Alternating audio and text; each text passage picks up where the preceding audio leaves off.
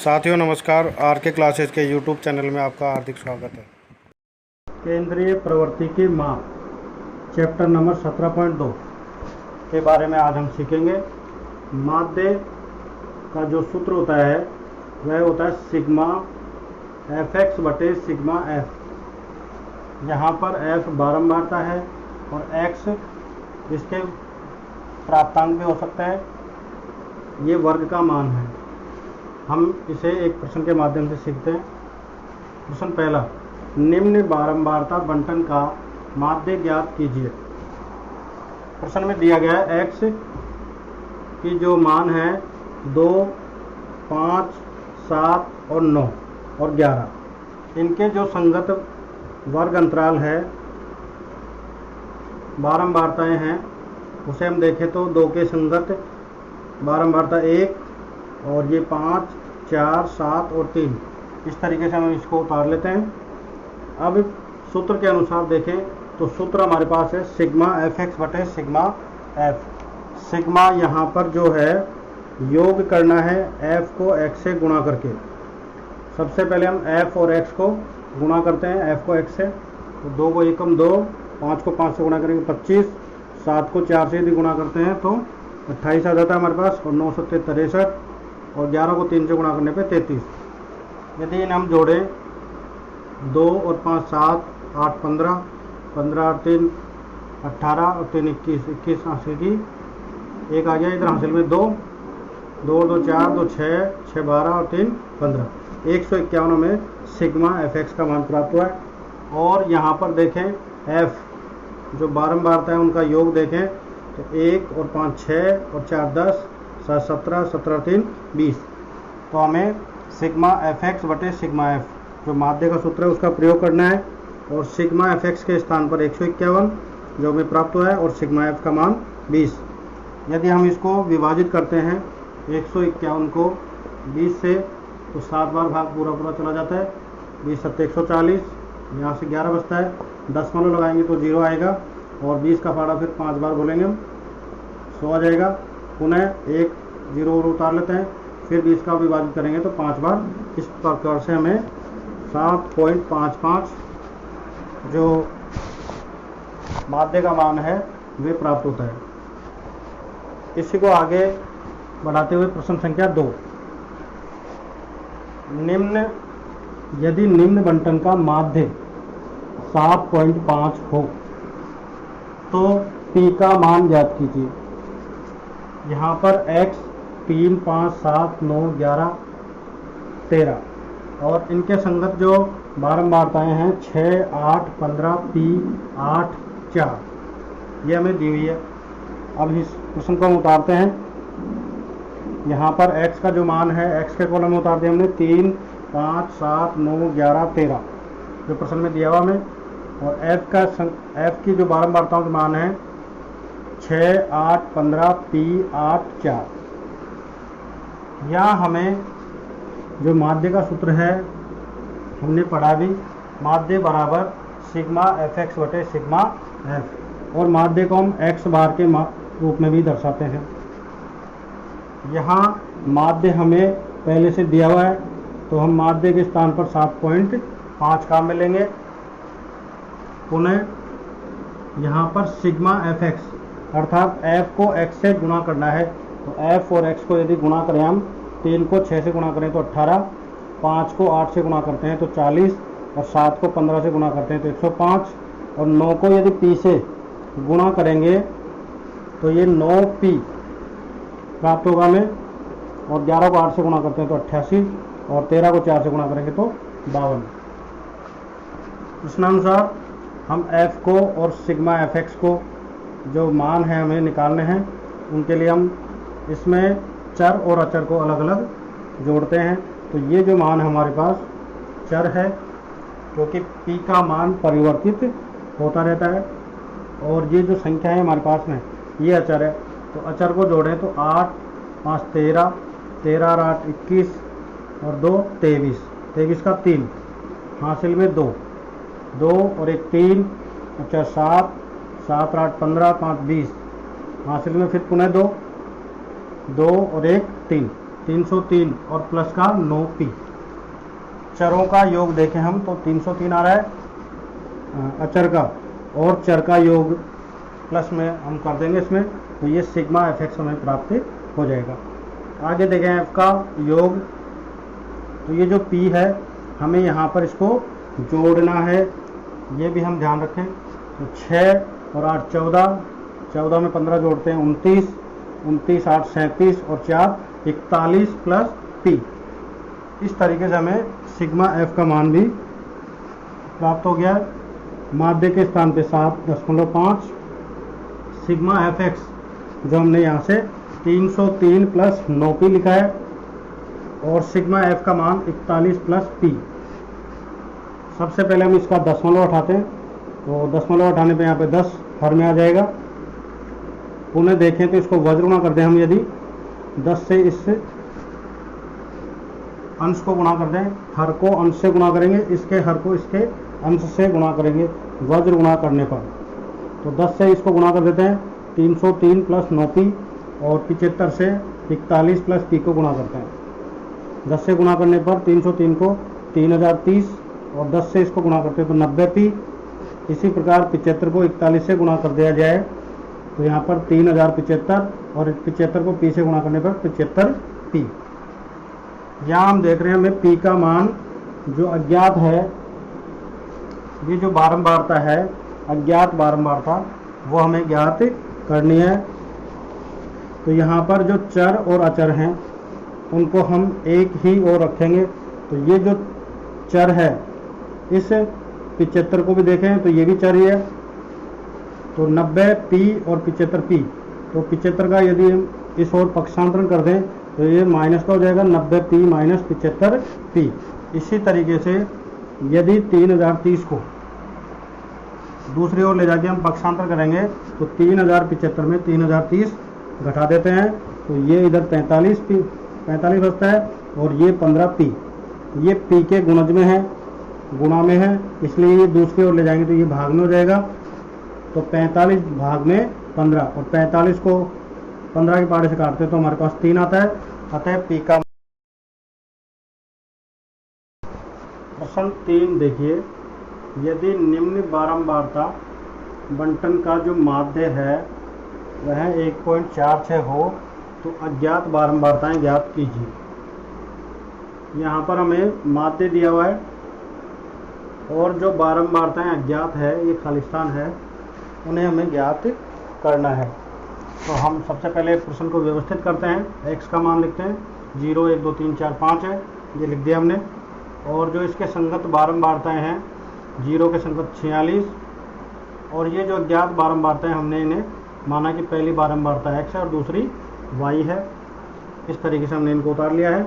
और 3 के संगत जो बारंबारता 25 है, और ये 10 और ये 5, और जो योग है बारंबारताओं का वो हमें 200 दिया हुआ है। अब आगे हम सूत्र में देखें, हमारे पास जो सूत्र होता है माध्य सिग्मा एफ एक्स बटे सिग्मा एफ। तो यहाँ पर हम f को और x को गुणा कर रहे हैं। 0 को यदि 46 से गुणा करेंगे तो ये 0 आएगा, 1 को x से गुणा करने पर x प्राप्त होगा, और 2 को y से गुणा करने पर 2y। साथ ही 3 को 25 से गुणा करने पर 75, और 4 को 10 से गुणा करते हैं 40, 5 को 5 से गुणा करने पर 25। ये जो बारंबारता इनका योग हमें 200 दिया हुआ है। एफ एक्स के कॉलम में चर और अचर ये दोनों चर राशि है, तो हमने इन दोनों को योग कर दिया है। और जो अचर राशि है उनको जोड़ें तो 75 और 25 ये हो गए 100। 100 में 40 जोड़ते हैं तो 140, यानी एफ एक्स का जो योग है 140 प्लस एक्स प्लस 2y हो गया है। हम यहाँ पर देखें प्रश्नानुसार जो बारंबारताएं हैं ये वाली, इन सब का जो योग है हमें 200 दिया हुआ है। अतः 46 plus x plus y plus 25 plus 10 plus 5 का जो योग है वो 200 के बराबर होगा। अब हम इन्हें जो अचर राशि उन्हें जोड़ते हैं तो 5 और 10 15, 15 में 25 जोड़ते हैं 40, 40 और 46 86, और x प्लस वाई प्लस 86 बराबर 200। यदि 86 का इधर पक्षांतर कर दें तो ये घट जाएगा, और x प्लस वाई बराबर हमारे पास 114 प्राप्त हो जाता है। इसे समीकरण 1 देते हैं। आगे बढ़ते हैं। तो हमें माध्य का जो मान दिया हुआ वो माध्य का मान हमने यहाँ पर 1.46 लिख दिया जो प्रश्न में दिया हुआ है। सिग्मा एफ एक्स के स्थान पर जो हमने लिखा है अभी यहाँ पर प्राप्त हुआ हमें 140 प्लस एक्स प्लस 2y, और जो सिग्मा एफ है वह हमें 200 दिया हुआ है। अब ध्यान से देखें यहाँ, तो दो चर राशियाँ हमें ज्ञात करनी है। तो दो चर राशियों के ज्ञात करने के लिए हमें कम से कम 2 समीकरणों की आवश्यकता रहेगी। यहाँ सबसे पहले हम दशमलव को हटाते हैं तो यहाँ पर 100 आ जाता है, और 2 जीरो से 2 जीरो कैंसिल हो जाती है, क्योंकि हर में गुणज में 100 हो गया एक तरह से। और यहाँ पर वज्र गुणा करते हैं। यदि इसको 146 को 2 से वज्र गुणा कर दिया जाए तो 2 छकी 12, हासिल की 1, 2 चौका 8 और 1 9 और 2 एकम 2, 292, और ये 1 हो गया। इसको वज्र गुणा यहाँ करेंगे तो ये same 140 plus x plus 2y प्राप्त हो जाता है। पुनः देखें तो ये जो चर हैं ये x प्लस 2y है, और ये अचर इसमें से आके घट जाता है। तो 292 माइनस 40, ये जो संख्या है इधर जाके घटेगी, और घटने पे 152 प्राप्त होती है। इस तरीके से समीकरण 2 प्राप्त हो जाता है। समीकरण 1 और समीकरण 2, इन दोनों को विलोपन विधि द्वारा, इन दोनों को हल करने की कई विधियां हैं। विलोपन विधि भी है, प्रतिस्थापन विधि है। तो सबसे जो सरलतम विधि है विलोपन विधि से समान गुणांक करके हम इसको हल कर सकते हैं। तो सबसे पहले हमने x प्लस 2y बराबर 152 और x प्लस y बराबर 114 इनके हल करते हैं, यानी इनके चिन्ह बदलते हैं, क्योंकि यहाँ पर जो x है वो समान गुणांक में है, परंतु एक जैसे चिन्ह आता है। इनको यहाँ पर हम घटाएंगे, यानी घटाने पर तो यहाँ पर चिन्ह बदलेंगे, प्लस का इसलिए माइनस, ये भी माइनस हो गया और ये भी माइनस, ये एक दूसरे से कट जाते हैं। 2y और ये माइनस का y तो y बचेगा। 152 में 114 घटाएंगे तो 38 प्राप्त हो जाता है। और जो हमारे पास y का मान आया, इस y के मान को हम समीकरण 1 या 2 में कहीं भी रख सकते हैं, तो x का जो मान है वह भी प्राप्त हो जाएगा। हम यहाँ पर समीकरण 1 में x का मान ज्ञात करते हैं, तो y के स्थान पर यहाँ पर हमने 38 लिख दिया है। x प्लस y का मान 38 बराबर 114 जो हमें यहाँ पर दिया हुआ है। पुनः इस 38 का यदि पक्षांतरण कर दें हम तो 114 माइनस 38 बराबर हमारे पास आएगा 76। इस तरीके से हमारे पास जो अज्ञात बारंबारताएं हैं x का मान 76 आया। और 17.2 के साथ ही हम 17.3 का भी एक क्वेश्चन हल करते हैं। माध्य का यही प्रश्न 4, निम्न बारंबारता बंटन का समांतर माध्य ज्ञात कीजिए। यहाँ पर जो वर्ग है यह संतत वर्ग अंतराल में है।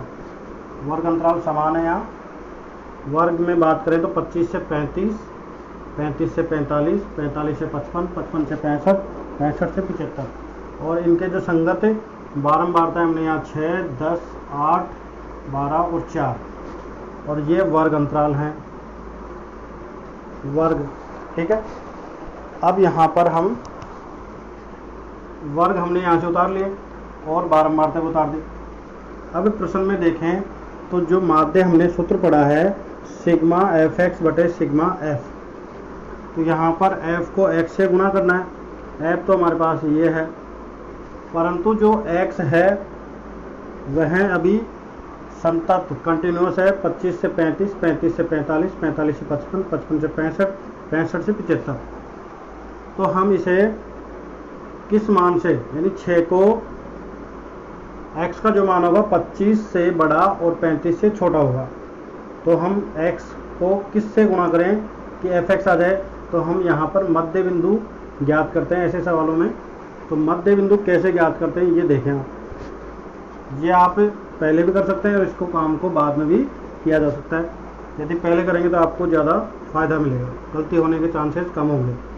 तो यहाँ पर 25 और 35 का योग करें हम, 25 और 35 का 60, और उसका आधा कर दें मध्य, इन दोनों को जोड़कर आधा कर दें तो मध्य बिंदु हमें प्राप्त हो जाएगा। ये वर्ग की निम्न सीमाएं हैं और ये वर्ग की उच्च सीमा है। तो इनके जो मध्य का मान है वो हमें यहाँ लिखना है।